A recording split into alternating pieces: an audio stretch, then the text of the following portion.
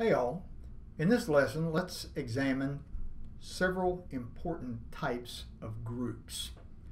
Refer to the first and second page of your third study guide and chapter 5 in your textbook. Sociologists often distinguish between what they refer to as in and out groups. If you'll notice on the first page of your third study guide, the distinguishing feature of in and out groups has to do with what's called social distance, or if you wish, social identification. You might sum it up in this way. What are the personal pronouns you use to reference, again, your in groups? What's an impersonal plural pronoun that you employ to refer to out groups? We'll get back to that in a moment. This is sort of another way to look at in and out groups. As you examine what you see there, bear in mind that members of in groups often consider themselves to be superior in some form or fashion.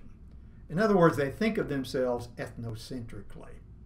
And as a result, they may seek to separate themselves from others, members of the out group.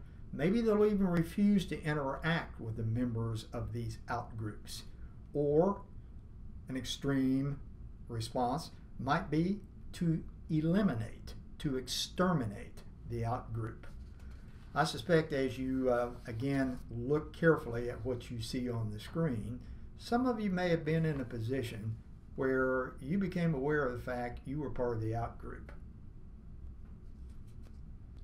You also want to bear in mind that in-group members often think of members of out groups as being somehow threatening or dangerous. The members of the in-group may think that, well, all they want is the advantages and privileges that we enjoy. We don't want them to have our piece of the pie. Getting back, did you pick up on those pronouns? In group, you're going to reference by employing personal pronouns. We, us, our, me, and mine. Now some of these are singular, some of them are plural. But again, what's the ones you always relate to the out group? You got it. They and them. So you want to remember something else about in versus out groups. In groups may use tensions as well as perceived competition with the out group in an effort to gain, or if you wish, secure benefits. For example, members of the in group, in an effort to gain any kind of advantage, be it economic, political, social, or whatever, may actually seek to exploit or to utilize in versus out group tensions. How many times have you heard a politician portray out groups as having an agenda or posing a threat? They might be presented as being part of a right-wing conspiracy, or maybe you've heard they've got a leftist agenda, if you will. Now, what's also important to remember, if you go back to the study guide about in groups, is that more often than not, they see themselves positively. I remember some years ago, I looked at a study, fascinating one. It focused on a video of a particularly outrageous college basketball game where one team committed an enormous number of fouls. What happened was the researchers played the video of the game to the fans of the team that had committed most of the fouls. After they viewed the film, the researchers then asked him, of the two teams, which one committed most fouls? Probably no great surprise to you. The fans of the team that committed the most fouls said, no, it wasn't us, it was the other guys, if you wish. Now, on the other hand, if you will go over to the second page of the third study guide, you'll come into contact with still another way that sociologists classify groups. They distinguish between what are called primary groups and secondary groups. Now, focus for just a moment on what you see on the second page of the third study guide. And this is a somewhat different way to approach it, okay?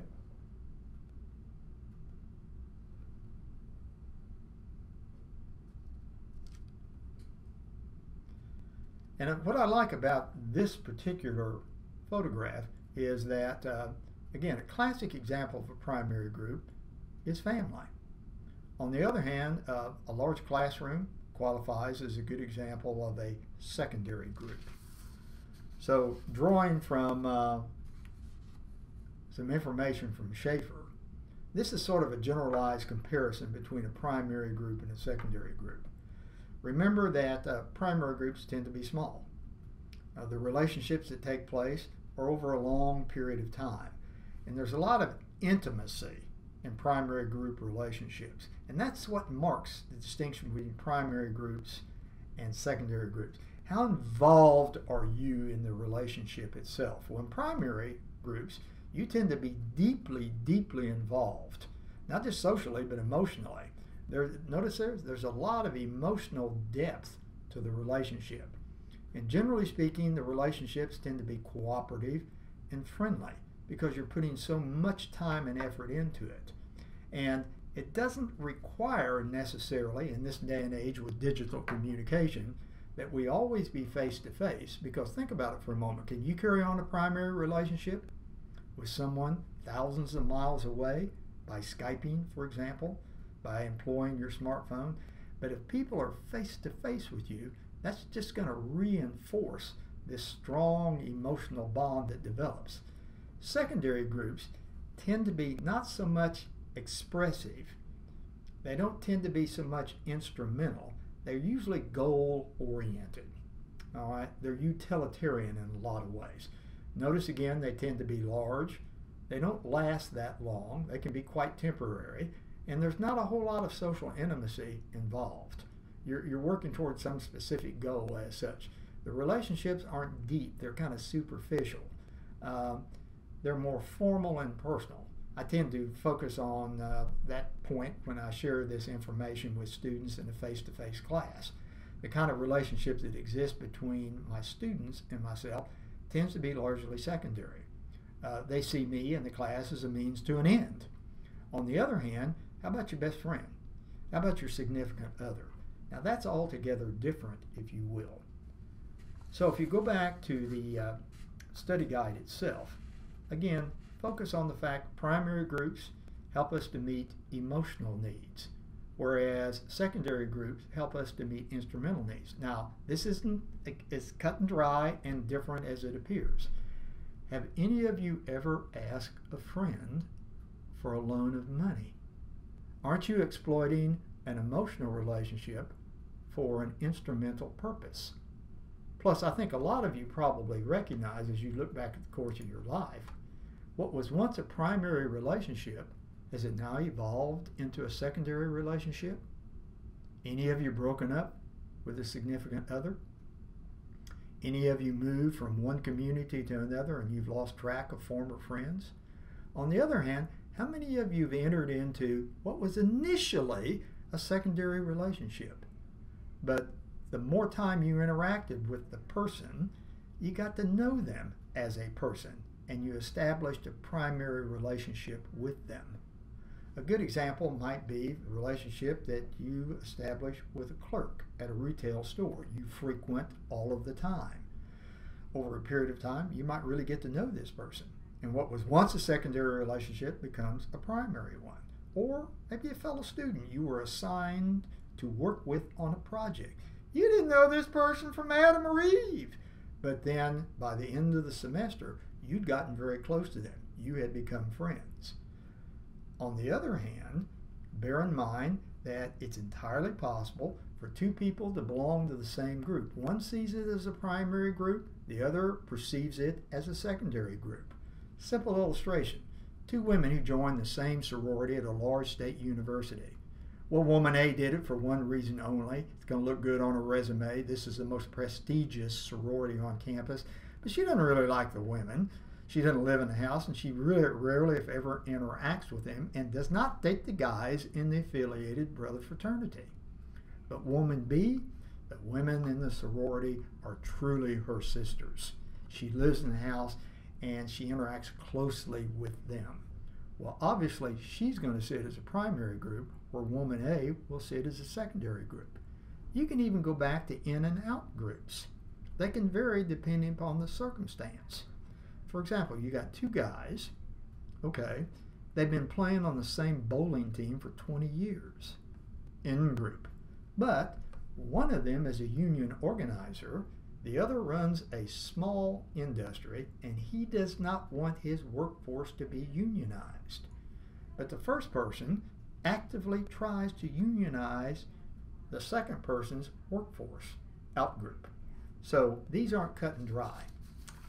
Some of you might immediately recognize this group as what type? How about this one?